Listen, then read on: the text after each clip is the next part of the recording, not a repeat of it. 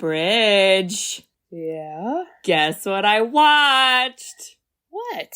Well, I guess it might be hard to guess, but you referenced this last time, and it's kind of connected to this movie. There's a documentary you recommended. Did you watch it? Did you watch it? I did! What did you think? Okay, wait, I didn't see all of it. Oh. Will you spoil it for me? Uh-oh.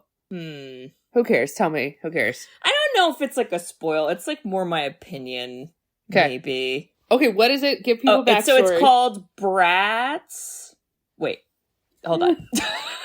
This is not about the Bratz dolls, listeners. Or your Brat's summer. Oh. Get it?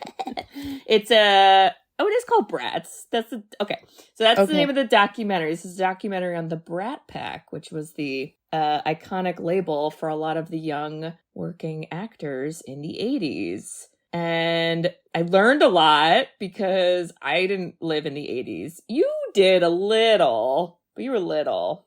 I mean, in 1986, I was born. Yeah. So, not really. I'm not watching these movies when I'm 4. I feel like in my brain, when I would hear people say Brat Pack, I would just think of the Breakfast Club. Yes. But then that's like not, like some of those people weren't in it, allegedly, or some weird shit. But it was made by Andrew McCarthy. And essentially, he told this narrative how there was an article that came out that gave them all that label. And at the time, him and some of the other people that it was referencing were upset by it and felt it like impacted their careers and stuff like that. So it's kind of like a little, he's like talking with like some of those actors like now and whatever. And, well, Bridge, as a psychologist, I just kind of felt... like, Andrew, I just... A little stuck in the past? I just was like, Andrew, this could have been, like, talked about in therapy. Instead of making a whole documentary. Oh, that's awkward. Like, working through your feelings. And then, like, I don't know if the stuff that you watched so far came off this way. Like, maybe you didn't get to some of these parts, but I felt like there were some parts where a lot of the people he'd talk to, he'd be like, wasn't it absolutely horrible and it ruined your life? And then a lot of people are like, actually, I had a completely different perspective. And like, it's really not that big a deal. Like, life moves on. But then he kept being like, no, it was horrible. Everyone's like, I don't know. But most of the other people ended up getting jobs. He really like didn't, right? I know, but that's why I'm like, this feels like, was this your own you block? Are really personally affected by it, but you're generalizing it to like everybody had the same experience as me, and like most of them didn't. Yeah. And I was like, dude. Yeah. I don't know. So it was very interesting. And then he did like this. You definitely didn't get this part, but he does talk with the guy who wrote the article. Ooh. And it's a little like sassy. And I'm like, I don't know. And the guy like who wrote the article literally just is like, yeah, I'm proud of it. Like, oh my Andrew's God. like, it ruined lives. Guy's like, yeah, but it also like made you guys more popular. You're welcome. And I was like, he's not wrong. Like, he's not wrong. It did kind of like put the spotlight on them a lot more. I'm intrigued on that because I got up to the part where he talked to Sheedy, and then I only got to the beginning. Okay, but now they have backstory, and you applied it to this movie. Wowie, right? Yeah. Yeah, this movie. I guess we got to talk about that now, don't we? We do have to talk about that, listeners. If you got to go, we get it. Okay, bye-bye. Sisters who've seen it. We are the sisters who've seen it.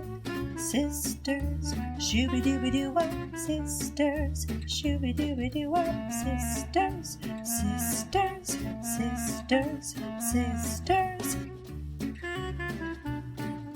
sisters who've seen it. Hello there. Welcome back, listeners. I mean, I can't believe you made it back for this one. You guys came back. You didn't leave. Thanks for coming back. Wow. I bet I never seen this movie before. Did you see this movie before this watch? No. Okay. No. There's probably a reason, don't you think, everybody? I think there is. Everyone out there? Yeah? Okay. Yeah. All right, let me introduce ourselves, because we're not recent college grads having quarter-life crises at all, thank God. But we are the sisters who've seen it, the podcast where two sisters who are not movie critics look back on some of our favorites throughout the years through a psychological, ethical, and familial lens. I'm Katie. I'm Bridget. And boogada boogada boogada boo! I think that's how they ended that. I don't know. I blacked out. It was weird. We are reviewing the 1985 romance comedy St. Elmo's Fire. It's labeled as a romance? It really is. Starring... Who's having romance? I think they're all trying to have romance. Was it me with my wine bottle? Okay. It was Rob Lowe, Emilio Estevez, Andie McCarthy, Demi Moore, Judd Nelson, Ali Sheedy, Mare Winningham, Andie MacDowell, Emilio? Did you say Emilio? Emilio. I feel like there's a zillion. It is my synopsis, isn't it? I do think so. Okay. So, good luck to you. I am so sorry for suggesting this movie. I was actually angry at the end of this movie. I mean, I thought it was so bad. Wow. And James watched it with me, and we both were like, we were so mad throughout the movie. We're like, how does it keep getting worse? Yeah. Okay. It did. You highlighted the Brat Pack in our cold open. Yeah. We are definitely in an age where I don't think a lot of people know who any of these people are anymore. I mean, like Rob Lowe and Demi Moore, though. Of course. They are still actively working. Absolutely. Okay, I know there's like big famous names, but the whole crew, apparently it was just movie after movie in all of the 80s of them. So I'm sure this people who loved them at the time just like loved another movie with them. And what I think they were trying to capture is you graduate college, and so you're right at that like 23, 24, and you're going right into the adult life, and they're all Georgetown graduates, which I would argue, are you sure? How did they all get in? Okay. Thank you. I had questions. What are their majors? Did Billy threaten someone? They all though stayed in the area. So they stayed in whatever, DC. And there's probably about 6 of them that are like a tight crew. And they all have people are dating. Some people are like, you know, kind of dating, but also dating other people. And the cheating is unbelievable. Every single person cheated on everyone's everybody. making out with everyone. Everyone's making out with everyone. Everyone's having sex with everybody. There's just endlessness. And they kind of have a Cheers vibe where they always go to the same bar, and you know the bar is called St. Elmo's Bar, and and then you start to see them all kind of unravel with their life decisions and how things caught up with them. And for example, let's do a quick little character assessment. Rob Lowe was a wild, crazy Peter Pan, not growing up, and he had a baby with some girl in college. He had a wife, and just abandons them and sleeps with everybody. Okay, that's literally his personality. He does. Emilio Estevez is trying to go to law school and is an actual stalker by definition. Actual stalker to some doctor who's definitely unrequited love, not interested. And then he changes like going to law school to then become a doctor to then I don't even know. And so that was insane. Andie McCarthy is best friends with Judd Nelson, and Judd Nelson is like Alec, who's like the crew leader, who's a politician who has always been Democrat and then flips to be a Republican. That should have been sign number 1, that these are all terrible people. And so Andie McCarthy, who is Kevin, is besties with Judd, but Judd is dating Ali Sheedy, but Andie McCarthy has always been in love with Ali Sheedy, so like that's some intense throuple. I can't. Nonsense. They should have just been a throuple. And honestly. Alex didn't know that, and I was like, okay, whatever. And then you have Wendy, and Wendy is in love with Rob Lowe, but she is fat. So my God. Girl's a size 4. She's literally a size 2. And it's insane. Fat. And she is in love with Rob Lowe, but she's really rich parents and is like, no, date these rich people and not that loser. And she gets her own apartment. And I think she's like one of the only ones that ends up somewhat fine. She was a little more normal. Yeah. Somewhat normal. And then Demi Moore has like a wild coke addiction and is just insane lunatic, super vapid, just having sex with everybody in investment banking and losing her job and sleeping with her boss, and then has a nervous breakdown. What did I miss? Well, you know, there was no plot. It was like, it Yeah. was like when you get to a social media video, Instagram, TikTok, and you're like, okay, this is interesting. I can't wait. And then you're so disappointed that you waited 3 minutes. That's what it was like for 2 hours. It's like one of those videos where it's like, let me show you the finished product. And then the video ends before they're done. Yeah. And you're like, no! Yeah. Which, by the way, now I go to the comments because I don't trust anybody. That's smart. And wait, there is another character. Who else? Who else did I miss? Forgot Bridge. Well, I'm labeling this as a character because they got a lot of screen time. It was Billy's saxophone. Not a euphemism for a dick. It was an actual musical instrument that had a lot of screen time. And you know what? Never had a case. Never had a case that James brought up all the time. Why doesn't a saxophone have a case? Yeah, guys, great question. I think this should have been a TV series for like 8 seasons, but it was just one long run-on sentence movie, and I don't actually know what the point was. And I think that's what made me so mad, is they were all like kind of annoying, terrible people. Okay, yes. Okay, and I know I'm continuing this run-on sentence synopsis, but Girls, right? If you ever watch Girls, the one thing I would tell people is I'm like, you know, Lena Dunham and all of them, they're in on the joke that they're annoying. Yeah. It's like nobody likes you when you're 23, right? Like, they're in on the joke. And that show also was like entertaining and funny and had like plot lines that you were intrigued about. Right. You didn't have any of this. They just were like, you know what? Let's have these star powers hang out. Who cares about the stories? Just seeing them all together will get people to enjoy the movie. False. Well, and because there were so many characters, like, there were so many random scenes that you're like, that doesn't really connect at all. Oh my god, I was so angry at the end of it. I was so angry at every scene on like, oh my god, Emilio Estevez is an actual stalker. Like, where were the police? Andie MacDowell, are you okay? Blink twice if you need help. Okay, I'm sorry, that was the worst synopsis ever. No, I don't even know how to start this. Should we just end it now and not review it? Do you think this is it? We should, the quickest podcast we ever have. All right. So one thing I want to mention, and let me quick go on IMDb. One of the writers and the director was Joel Schumacher. And I don't know if he's still a director, but he also was the director of The Lost Boys, which also has emphasis on a saxophone, so something's happening. And he was the director of the infamously terrible Batman and Robin. That was trash. Yes. So I just feel like he's not putting up wins. This wasn't the person we needed for this story, because there were parts that like had potential. Anytime there was like a normal friend conversation happening, I was like, yeah, give me more of like how you're feeling, your identity. And then the next scene would be like two people having sex. You're like, wait, not that. But it starts off being like, la, la, la, we're all best friends, graduate college, life is great. And then immediately we're in a hospital because Billy, who is Rob Lowe, was drunk driving and got in an accident. And then the girl, Wendy, who's not his wife, but not his girlfriend, not yet a woman. Because she's fat. Who's fat, but not. A lot of butts in the sentence, got injured. And they're all like, oh my God. Is everyone okay? And she's like, it's great. We're all good. I love them. You're like, what?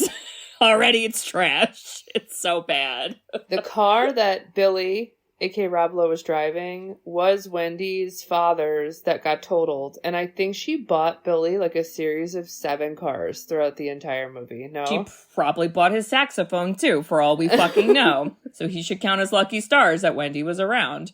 Honestly, wait, so some fun facts. So Demi Moore was kind of her character in real life because she like went to rehab for like drug problems during this time. Yeah. They talked about that in the documentary a little bit. From drugs and alcohol, but I don't know if it was coke. Just seems fucked and up. then Rob Lowe also had a history of like being a big addict, alcoholic. Yeah. You know, so, you know. Play themselves, but you know, here we are. Well, I do love Rob Lowe now, though. I love him now. Oh my God, I was sick of Parks and Rec with him. Wait, and also I made a connection. You watch Stranger Things, yeah, right? Yeah. The character Billy. Yeah. He looks just like Rob Lowe Billy.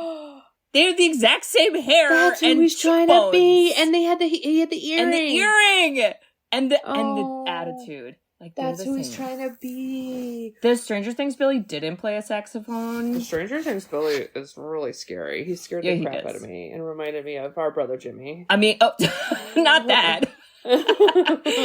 He's chasing kids down on the street to run them over. Yes. Actually, he would do that. Exactly. That was me. This Billy was also very scary because just starting it off with drunk driving subplots, and then instead of them all being like, fuck him, like, we're not friends anymore, they're all like, anyway, we'll bail him out of jail. Let's all go to the bar, even though he was already drinking. Whee! And I was like, wait, enablers! Only enable if it's funny. Who's laughing? Okay, wait, let's talk Not about, me. hold on, let's talk about, though, if this crew could get together like a media company, they would have exploded. Because anything that happened to any one of them, in an age without cell phones, they all showed up immediately. Like, they had, like, walkie-talkies or something Morse going code on. system happening. Something was happening because, I don't know about you, but if, like, I have a friend that ends up in the hospital, unless I'm one of the top 3 texters, I'm not knowing for the next 6 months.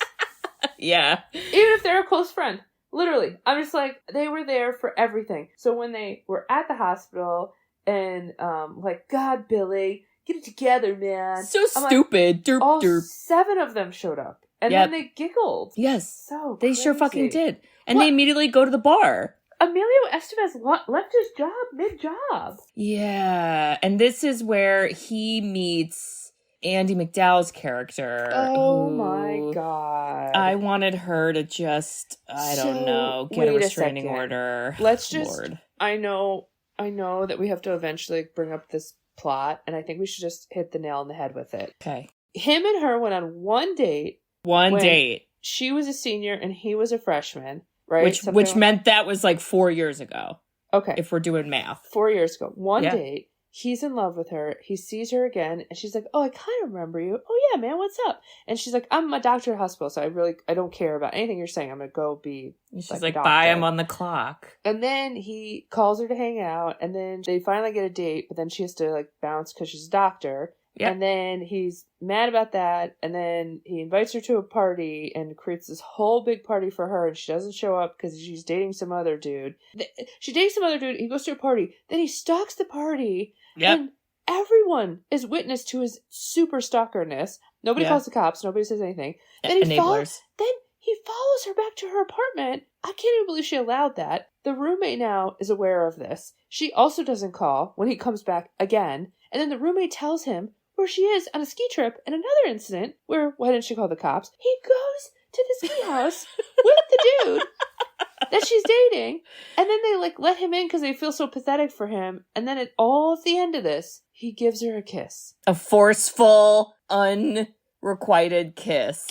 And he feels like he won, and I hated him. I thought, what in the living fuck?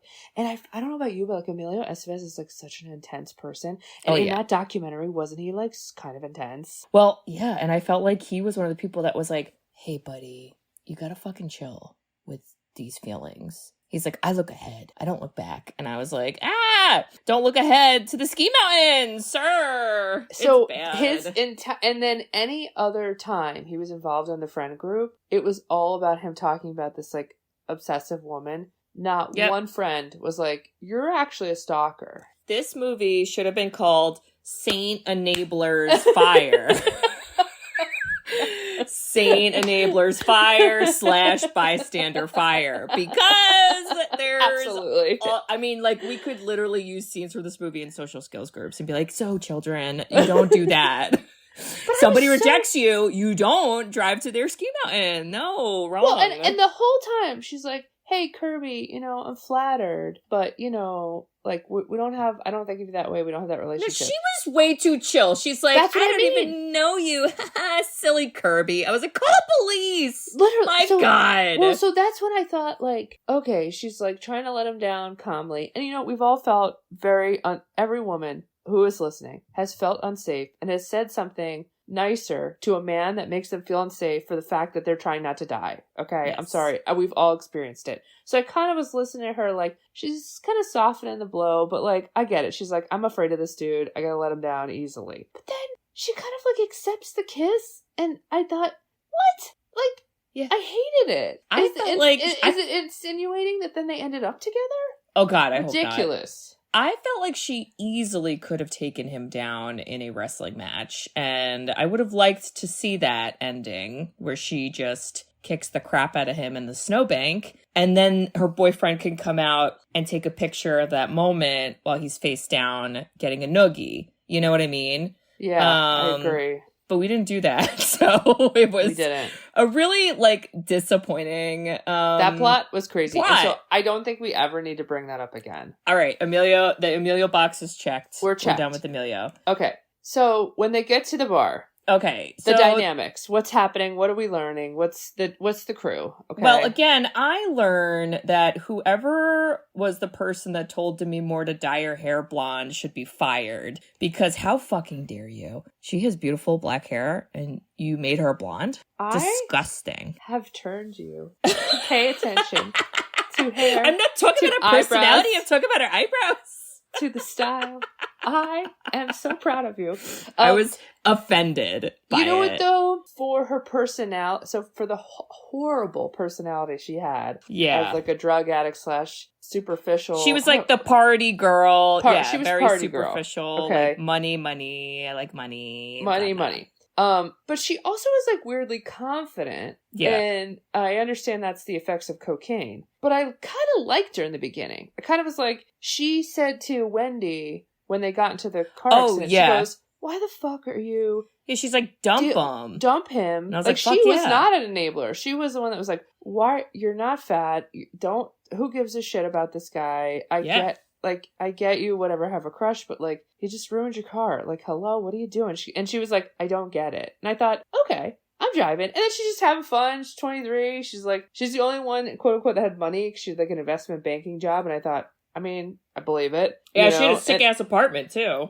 Well, and I was jiving, but little did we know, her world was absolutely crashing down and every single path. Well, and one of the things we learn about her, because she, like, something happens where she shows up to Ali Sheedy and Judd Nelson's apartment. And in retrospect, I don't understand why, because she already had her own nice apartment, but she is like, I need to sleep here tonight. And by the way, my dad, who abused me as a child, his wife, who was my stepmom, who I also hate, she's gonna die and I have to deal with it because he's already going and marrying someone. And I was like, whoa, trauma dumping, damn. I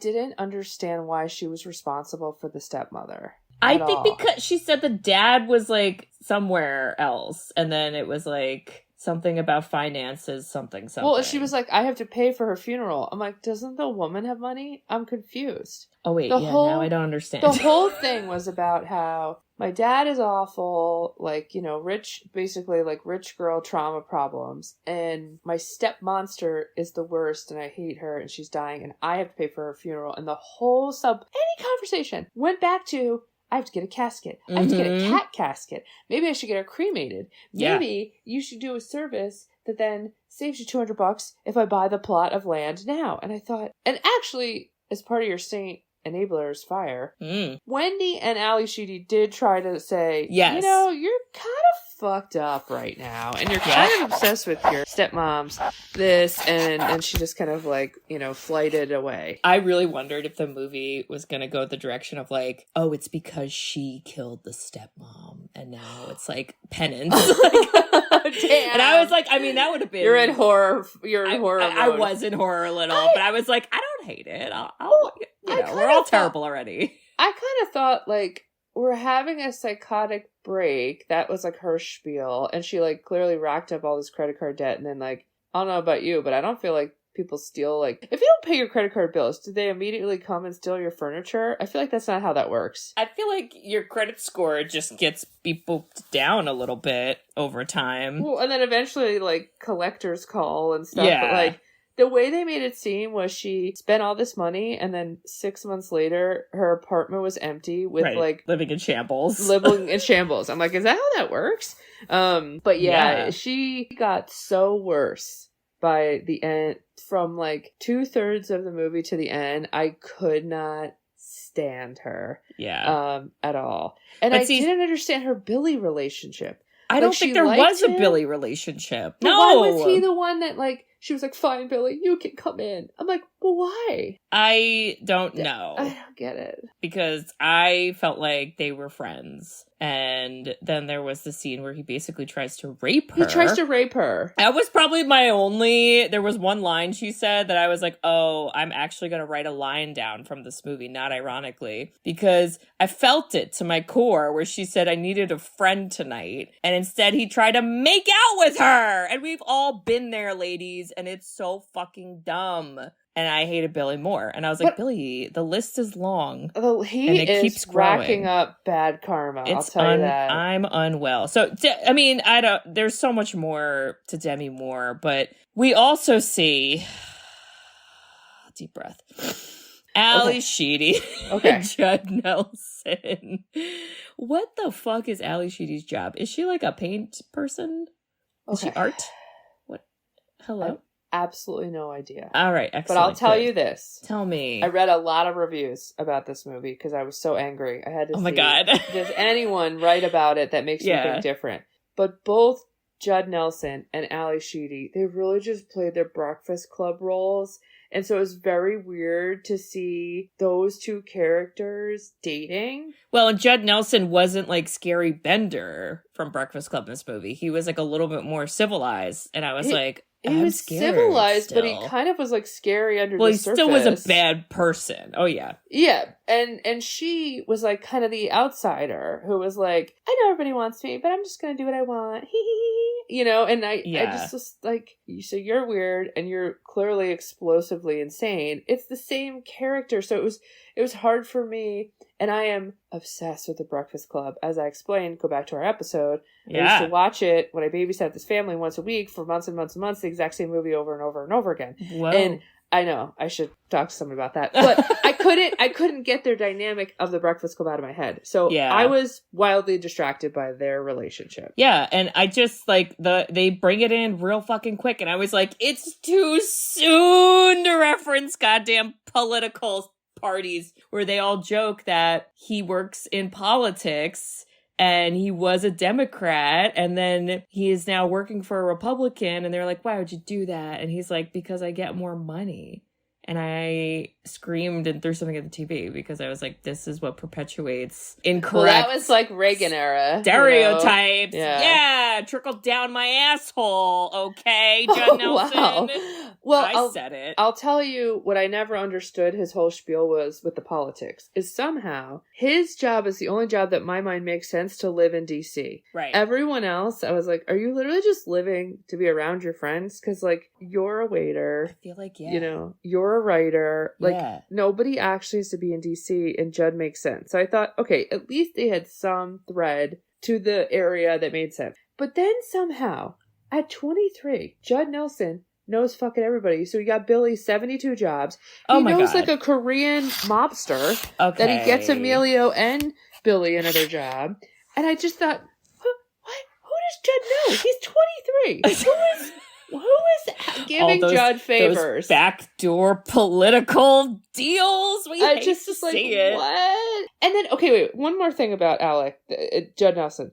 I kind of thought, okay, maybe he is the ringleader of the friends and they all like love and respect him and he's like trying to do the right thing and whatever. But I just hated how then the plot was how he was just cheating on Ali Sheedy because she wouldn't marry him. Super outwardly. It was very like Christian pastor where it was like, well, the lingerie lady's making me cheat. Like, I'm not cheating. Like, it's because, you know, all the women around me aren't doing what I want. And you're like, that's actually made up. Yeah, because I didn't even feel like it fit with the character they were trying to make him be. Yeah. Why couldn't Ali Sheedy be like, I don't love you to marry you, and then that's why they broke up? Why did Judd Nelson have to be like also a dickhead? She should have dumped him when he became a Republican. That's problem number one. Problem number two is he is like really fucking weird and gross, and he is like, I want to marry you, and she's like, whoa, we just moved in, relax. And then he's like, I'm gonna buy you sexy lingerie. He buys her lingerie when their other friend is over. And then they abandon their friend and go bone in the next room, which wasn't a room with walls. Well, he finishes cooking dinner for everybody. I'm sorry, everybody. Those are not my friends. If I'm in a throuple I'm not aware of where I love one person, but they're dating another, and I secretly want them to break up, but the person they're dating is also secretly my best friend, and they do that, I'm out. Tapping out. I gotta go. Although I did think about, I go, in today's kind of like fluidity, they should have just been a throuple. They would be a great throuple, because by the end, they were kind of like skipping down, Sunset Lane. It did feel a little throuple-y at the end, and then I thought that was the direction they're going, and then Ali Sheedy's like, I'm gonna be by myself, boys, bye. And I was like, what? And then the movie ended. And I was like, Jesus Christ. She was stupid. I couldn't put my finger on her. I felt like, did she think she was better than everybody? I didn't know her vibe. She kind of seemed to be a good friend. She also kind of seemed to be like aloof. I wanted to believe that she was trying to figure out like her values and morals and was going through that process that unfortunately not a lot of people go through when they're already in relationships, which is really evaluating, are you people compatible in life, and not just like, do you want to make out and you like them because they give you attention? Like, are you actually going to get along, and do you know yourself well enough to even figure all that out? And she was like, I mean, we were dating for so long, and like, who knows if I didn't live in the same dorm as him. And I was like, ew, same dorm, nasty. Definitely date more people, girl. Don't fucking end up with the only person that you've ever boned. Okay? I feel firmly about that stance. I share that with people close to me. Yeah. If you're with someone from high school, oh God, and you haven't experienced things, I kept thinking to myself, these kids, they're 22, they're 23, they should be having a ball. They should be meeting everybody. Nobody should be talking about marriage. They should all should be dancing on the bar like Coyote Ugly. Okay? Yeah. That's what should have been happening. They should have been... Imagine if they hung out at Coyote Ugly bar and then all the women bartenders just slapped them across the face because they were stupid. I would have loved that. It would have been great. Tyra Banks is like, get the fuck out of here, bitch. And just when you start to be like, okay, this is an interesting crew, you meet Andrew McCarthy. Oh my God. It's called Kevin. And Kevin, is he depressed, Katie? I do believe Kevin's a little emo. Okay, direct quote. Kevin speaking to Judd Nelson. Marriage is a concept invented by people who were lucky enough to make it to 20 without being eaten by dinosaurs. Marriage is obsolete. Alec, dinosaurs are obsolete. Marriage is still around. Saint enablers fire. We're not helping his depressive case. We're all the enablers. And then so I did read these reviews and I agreed. The best scenes with Andrew McCarthy was with the prostitute. Yeah. Those were the best scenes. She's like, I thought he was gonna hook up with her. I was like, give her some money. The woman needs work. She had some, first of all, like, she's like, oh, you got a secret? Because everyone thinks he's gay because he doesn't, like, have sex with anybody or go out with anybody, but he's secretly in love with Ali Sheedy. Exactly. And even the prostitute was like, you got a big secret? And the movie held out on the big secret because, God forbid, we find out it's Ali Sheedy, blah, blah, blah. It wasn't that built up. Big. I couldn't care I was less. Just like, that's nice. I was like you. I was like, is the big secret you should have sex with the prostitute? Because I think you should. Because the prostitute made the best. She said, I don't have the exact quote, but she had the best line where he goes, I don't pay for sex. Oh, she yeah. Goes, oh, honey. Everybody pays for sex. Everybody pays for sex. I thought... Oh, yeah.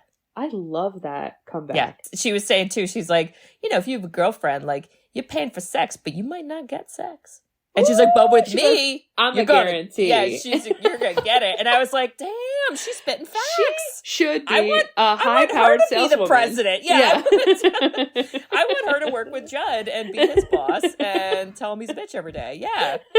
Oh my God. I know. I just Yeah. again, I was like, Okay. there were moments. There were moments that weren't terrible, but they were very infrequent. And they didn't erase They were very all frequent, the other terrible and things. His whole subplot was he was trying to write the meaning of life, and everyone was like, "You have." And I thought, okay, this is kind of interesting and different because his friends are kind of shallow, and he's kind of this deep philosopher, and like, okay, I'm vibing. I like that there's a different perspective. But when he finally writes it, it's because he just got laid. Which was exactly what they all say. We don't even know what he wrote about. We don't know what is the meaning of life is. And if he, because we know it, stole the prostitute's lines and probably did not cite her as the true reference, which we all know probably happened. I will write a letter. I'm upset by that fictional theory of yours. Oh my God. Yeah, I didn't really know what his job was until the very end of the movie where someone was like, "You're a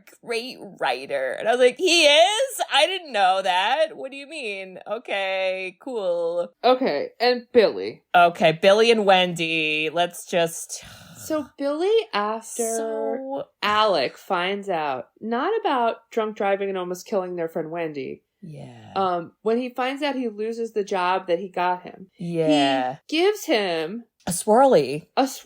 Where Thank God. He takes him and he puts him into the toilet and just dumps his head in. And then he comes out, flicks his head around, and goes and flirts with more women. I think he made out with Wendy, and I was upset about it. And I was like, she "Did you was brush your kissing teeth?" Toilet water. Saint Elmo's swirly. Okay, everybody needed a swirly in this movie. By the way, would make the best drink list to Saint Elmo's fire. I'm would just you seeing like all a of Saint it. Elmo swirly, and then I take their head and I shove it in the toilet? No, we put like doll heads in the drink. I'm loving it. I'm loving it. And a little saxophone like umbrella on the straw. side. Oh my God. Wait, yeah. So Billy actively flirts with any woman that's breathing near him in front of Wendy. And I thought they were boyfriend-girlfriend. And then I quickly found out they were not boyfriend-girlfriend. And then we quickly found out he's married. And then we quickly found out he's a father. And the questions mounted. I was so mad the plot had to have a baby. Me too. Why did we have to have a baby? And then the one scene where it's like, I guess Halloween or some shit, and they're all there, and Billy's aggressively playing a saxophone. This is one of the many saxophone starring scenes, listeners. And Billy's wife comes in with another man. Oh, there's no baby, guy. Don't worry. I was worried about the baby, and thank God we saw it later, but all the friends are like, oh, I can't believe her coming in here with another man. I was like, but Billy just made out with lots of women. What do you mean, guys? Not only does Billy make out with all these women, Billy also is seducing all of your best friend Wendy, who none of you care about. No, because she's fat, and then we're mad about the wife, and then he makes out with the wife after punching him. He was a fucking disaster, I'll tell you. He needed more swirlies, I think. He was fix a things. disaster. And then he had a whole subplot where he wanted to go back to the frat house and like work there, as in like, maybe this is my job. And then they're like, cool, we need good drugs from you. And then he's like, oh no, I'm a loser. And they're like, yeah. And he is. Kind of. I feel like I do know people that were kind of like that, though. Where it's like, they never grew up. Or it's like, oh, the best days of my life were when I was in high school, or like when I was in a fraternity, and I'm like, that makes me nauseous. It's like too much. There was a scene with Billy and Wendy. This was when I was still under the guise that they were boyfriend-girlfriend. Yeah. And apparently they weren't, and then I was confused why this happened, where he was having a fancy dinner at her parents' mansion. Why? Like, meeting the family is big steps, guys. And let me tell you. Let me tell you what this frickin' kid did. I'm bringing someone to the mansion, they better not be a scrub. And unfortunately, I may have done that. Well, I mean, we didn't have a mansion, but, the ones that I brought around were at least boyfriend level. Like, they're not meeting the rando that shows up who's married randomly. with a baby. Who's married with a baby. Yeah, they're not meeting that guy. And Wendy was like, here he is, guys. It's Billy. And I was like, what the fuck? And then at one point, Billy is drunk and he crawls on the roof. And I thought we were doing like a depression like ending our life subplot. And I was like, well, at least that'd be interesting. I don't know. Like, I don't, just do it. Like, go for it, Billy.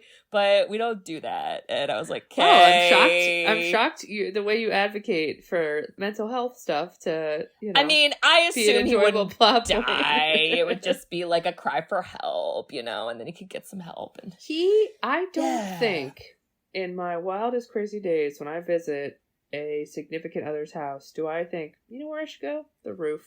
Yep. And then they all couldn't believe he was on the roof. And then she was like, oh my God, I've always wanted to come out here. I feel alive with you, Billy. She didn't go out. She sat on the windowsill. She sat on the window. Wendy, protect yourself. But then she like kind of was into it. So then they tried to have sex in the house, which I was like, where are the parents? The door's open. I'm confused. But he makes a joke about her Spanx. Hated it. And then she was like, get out of here. Now, thank God. I'll be honest. It is Billy. I kind of thought the joke was funny because he was like, is this a scuba suit? And I thought, honestly, I feel like that's what Spanx are. It kind of was a scuba suit. I think that was funny. She didn't even need to be fucking wearing that. That's the joke. It's like, bitch, why do you have this on? It's hot out. Exactly. Ugh. Well, they did, like, for her too, like, she is the one that discloses the whole virgin thing because he does say, he's like, you ever think about, like, jumping off a roof? And she's like, no. She's like, but I am sad because I'm a virgin. And then he was like, what? You've dated guys. And she's like, that doesn't mean I have sex with them. And I was like, yeah, okay. And then immediately it's like, well, let's go bone. And I was like, hold the phone. I'm going back to my statement.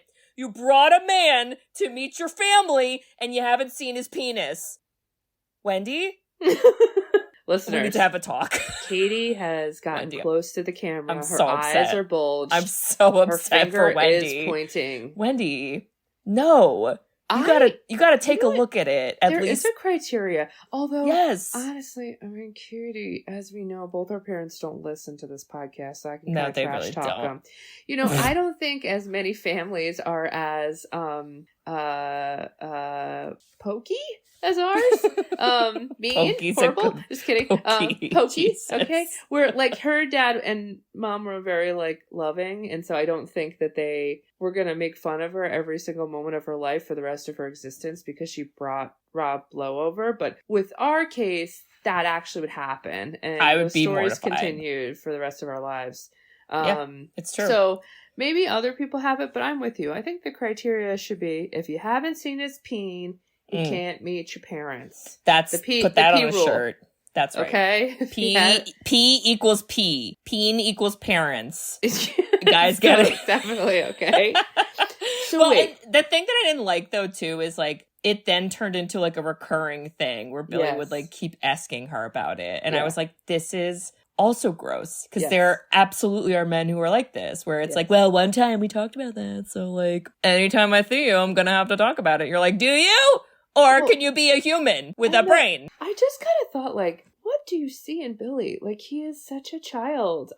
He's cute, don't get me wrong, he's like so adorable. I didn't get it. I'm like, I don't even think he's that funny. He's just like drunk all the time. The only thing that I understand why like they were gravitated toward him is he didn't judge anybody. Yeah. But like he was so self-centered, who could he judge? Well, and he was a little rapey with Demi Moore's character, and I hated that scene so much. And then when he had sex with Wendy at the very end, which I was like, wait, are you guys back together? Because you were never together, as a reminder. And then no, the very next scene, Billy's like, anyway, bye everyone, I'm getting on a bus and leaving. And Wendy's like, I'll miss you. And he's like, sure. And then he doesn't even kiss her on the lips, he kisses her on the forehead, which is so fucking insulting. And then he leaves. And I said, Wendy, you better go get tested because I'm really concerned. I really thought to myself, I go, he definitely gave her herpes for life. Yeah. My God. And this was the other scene that I exceptionally hated Billy was, I think it was with her because he's telling her he's leaving. And she's like, what about your baby? Because he's like, well, we divorced, like, we're not together. So like, that's done. And he's like, I thought it could be like a weekend dad. But then I thought like, that would be so mean to the kid. So I'll just leave. I'll abandon the kid instead. You know what? That's a Nick Cannon right there. Oof. We all know how that goes. Oof. Y'all know how that fucking cookie crumbles, okay? Listen. Not good. I feel like the bar was not only on the floor for Billy. So low. It was 6 feet deep. It was 12. It was 100. I couldn't believe that in his Oh, and then at one scene, he was like, I should have got a vasectomy at birth. Nobody cares about the men if they get someone pregnant. Yeah. Well, thinking, we don't. Really? If we're being honest, kidding me? We don't. She had to like get pregnant, have a baby. Who knows what that goddamn circumstances. Yeah. And now forever be attached to you and your awful DNA that definitely is in the addiction category. Yep. That kid's going to have a mullet one day, okay? Absolutely. They're going to play the saxophone and be like, why is this my life? And he's going to be like, I don't want 2 earrings, I want 1. And I want it to be long and dangly. Why, Dad? The mom's going to be you like, know who no. Dad is. I did think about, of course, James knows the word for this, but I can't think of it right now. But like, you know, at the end of a movie where it's like, you know, Billy went to New York, and it's like, oh, yeah. After that, Billy did this, Billy did it's that. Like an I epilogue. Epilogue. Yeah. I wanted to read the epilogue, and I thought this could be funny if they wrap up a really good epilogue. They're like, Billy died from syphilis, untreated syphilis for many years, and then he found out he had 87 children, and he abandoned them all. The end. I'd be like, wow, well, he's dead. Oh. And the irony is one of his children ended up being the famous saxophone player, blank. Okay, now that's a fucking epilogue. I'm here for it, right? Yes. Instead, the movie ends, and I am just like, this is the weirdest friend group ever. I don't know how they all became friends. I don't know what they have in common. I literally don't get it. There's one more thing we have to talk about, Bridge. Okay, one more boning. Here we go. Are you ready? God, no. Andrew McCarthy's character says one time to Ali Sheedy, I love you. I always loved you. Love is a strong word, sir. And she says, I don't think any words. And then they bone. Yeah, immediately. You know, I didn't think that'd be her response. We're back to the social skills because, again, I'm at a moment where I'm like, I think we need criteria. We don't bone when anyone says, I love you. No. Barney said, I love you to us. We're not jumping his bones. That's a weird example, but that's what I got. Okay. I think we need a little bit more. Maybe some words. Well, but so I thought she was just, whatever, kind of like a noodle that blew with the wind. Okay. She's just like, doesn't have personality. But then when Alec shows up the next day to talk to Andrew McCarthy and they're both together, I got nervous. I did too. But instead, Ali Sheedy just comes out in a towel and is like, yeah, I totally had sex with your best friend. That is not at all what on you. I would be hiding in the bathroom crying. Literally would start crying immediately. I would cry, I think. I actually think I'd pass out because I'd try not to breathe to make noise and just die. Jesus, Bridge. But so then when I saw her do that, I thought, oh, she's just an opportunist and she just wanted to fuck with Alec. And then I thought, she's the worst. She's the worst out of all of them, pretending to be the nice one. Yeah. And then she says to Andrew, she's like, yeah, it was a hit it and quit it for me, sir. See ya. And I was like, I respect it, but I'm still confused by it.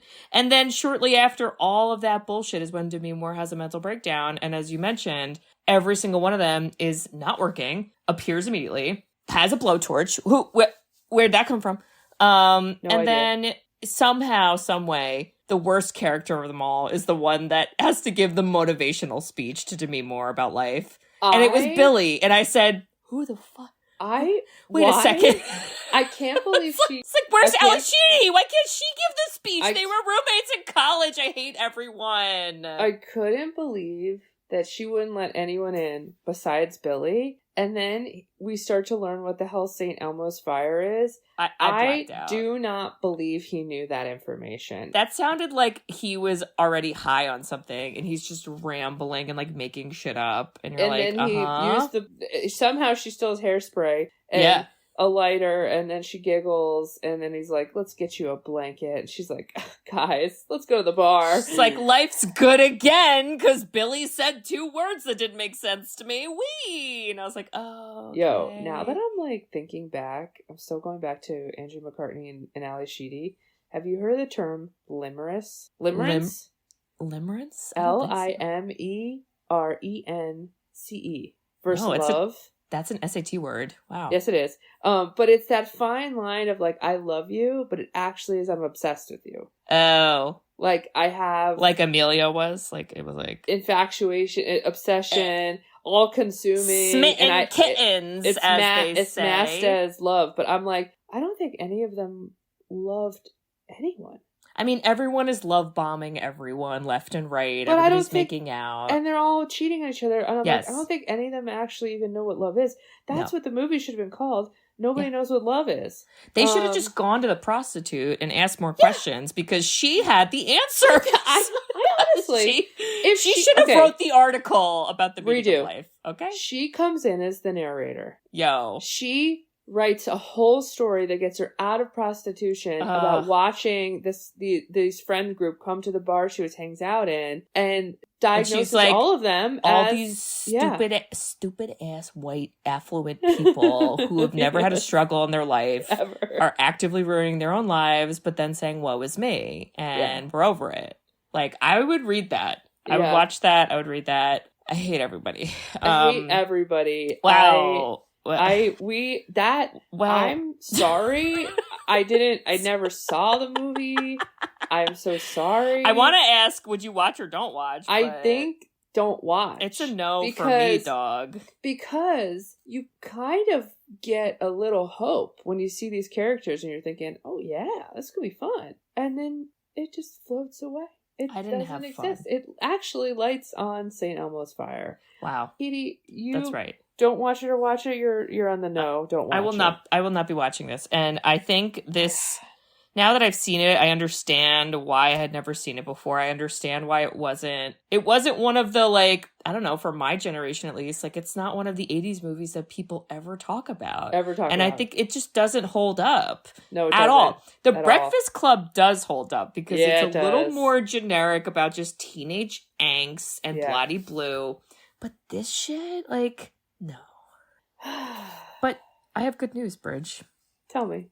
It's my pick. Oh, thank God. Please fix this. So I'm actually between two. Ooh. Let's see. I can just be confident. I trust you. I mean, but you could trust me both ways, you know? So one is in the 90s and then the other 2000s. I trust you. I'm not going to pick. Just go. No, you have to pick because I don't know. Let me give you genre. But like, I'm feeling bad because I just did St. Elmo's Fire and it was so bad. What if I pick another bad one? Okay. The 90s one is adventure, comedy, family, fantasy. I'm not going to read the other ones. And then the 2000s one is comedy, drama, music, romance. And maybe we're a little scarred from the romance now that I read that. Okay. All right, we'll save the other for later. Okay, the 90s. Bridge, we're going back to my birth year. This is 1991. Wow. I thought this movie was in the 80s, actually, but it is not. You've definitely seen this movie. You definitely don't hate this movie, I don't think. Okay, I'm glad. Yes, thank God. There's a lot of famous actors in this movie. Some actors we have done before. Let's see. Let me read some of the obscure ones. We've got Dustin Hoffman, Julia Roberts, Bob Hoskins, Maggie Smith. I don't want to read the main person because I feel like it's going to give it away. Directed by Steven Spielberg. Music is by John Williams. Robin Williams is in this movie too. Is that dinging any bells? Why? I'm at an absolute blank. Bridge, when Captain James Hook kidnaps his children, an adult Peter Pan must return to Neverland and reclaim his youthful spirit in order to challenge his old enemy. It's what Billy wanted all his life. He's Peter Pan. What's the movie? Hook. Yeah. Wow. This is Billy inspired. Well, the hair is different, so that's already we're doing better. I did like this movie. You don't like it, or you do? I do like it. Oh yeah, it's but fun. Julia Roberts, I completely forgot she's Tinkerbell. She's Tinkerbell. She has very short hair, and Dustin Hoffman is Hook. Robin Williams. I'm all about a Robin Williams movie all day, every day, baby. It hits the feelies. I think this is a creative movie.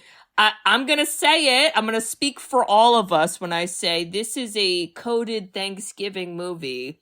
Because in one scene, the orphan children have a Thanksgiving-esque feast. Okay? We're in November. I remember That's where this it's vividly, happening. and I've always wanted to do it in a school cafeteria. We all did. And we also have Rufio. He's great. Wow. Oh, yeah. Okay, we're sorry about this last movie. We're gonna make it up with Picking it up. Hook. We're picking it up. We're picking it it back up. up. Yep. Okay, it's gonna be fun. Stick around. Come back. Don't worry about it. Just come back. Okay, we'll have fun. Okay. Well, Just come back. Bridge. Oh yes. I just want to say. Yeah. Oh, I'm so scared to say. Yeah. I'm really scared to say things for you. Let's do a in the future. In the future, if your daughter, my beautiful niece, baby Kate, brings home a guy, oh God, I'll be the drunk aunt, and I'll say, "Bitch, have you seen his peen? Have you seen his peen? You better say yes, or else I'm kicking him out of here." You and cannot introduce to mom and dad without seeing his peen. I Love would your do Aunt that Kay. for you because it's Wow. important for her. She got to learn. Wow. So she doesn't go through the events of this movie because what the fuck? So Yeah. what you're saying is when you bring over a guy to meet mom and dad, Oh, I get to yell out, Katie's seen his peen. You'll already know the Katie," and answer. I could chant it. I could chant it at the dinner table, or is that inappropriate? You can do whatever your little heart desires Kate, because for it's all you. pain. Yeah. Kate, for you, I would say that I'm going to find that prostitute. Wow. We will write a movie together. Yes. It will be the movie that should have been this movie, and we will call it Saint Enabler's Fire. Yes. And I would do that for you. Wow. I love that. Oh my Love God. it. And listeners, if you also think that all of these characters should have gotten a swirly or more, Yes. multiple, at the end of every scene, they all each get a of them. swirly from the prostitute, that would be even better. Yes. And if you think that, like, I don't know, like, we needed the police a lot. Horrible. I don't like to say that for every instance because I'm scared, but like, where were the police? Thank you. We had stalkers. And- We had rapists. Yeah, we needed it. And if you think that, like, show prostitutes more respect because that is a job, Yeah. that's the way some people choose to live their lives. And let's not look down upon it. Let's, learn from them and utilize their wisdom. Okay? Okay. And then write articles about the meaning of life based on Yes. their advice. Yeah. If you Yes. think all that, you should write us a review. Woo! We love reviews. We love written reviews. You can review us on Apple Podcasts along with some other podcasting apps. We also have a website, sisterswhoseenit.com. On our website, you can request a movie. So there is a form you can fill out. Your request goes on a list. And we look at the list every now and then, and we will do it eventually. And Bridge, what else can they do on our website? Give us money. Woo! Those are tips. Okay. Yeah. Similar to what Kirby got. Yes. You can also buy our merchandise. Woo! That has not been updated in a while, but it's Well, still and pretty good. this movie will not be getting merchandise unless it's a shirt that says P equals P, and in parentheses it says, you know what that means. And no inside peen, jokes. no parents. No peen, no parents. That's right. That's my motto. Yes. So check all that out, listeners, and we hope to hear from you. All right. Well, we'll see you all next week for Hook. Hook. Oh my God, you know who else is in this movie as a random cameo? Who? Glenn Close.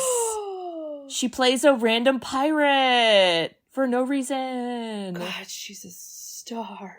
She really fucking is. I can't wait. This is such a good pick. I can't wait. I'll see y'all there. Woo. Rufio. Rufio. Bye-bye. Oh my God. I love you. Bye-bye. I love you. Bye-bye. Bye-bye.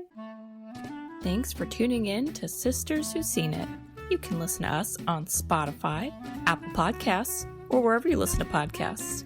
Check out our website at sisterswhoseenit.com, where you can email us, request movies to be reviewed, and keep up to date with all things sisters.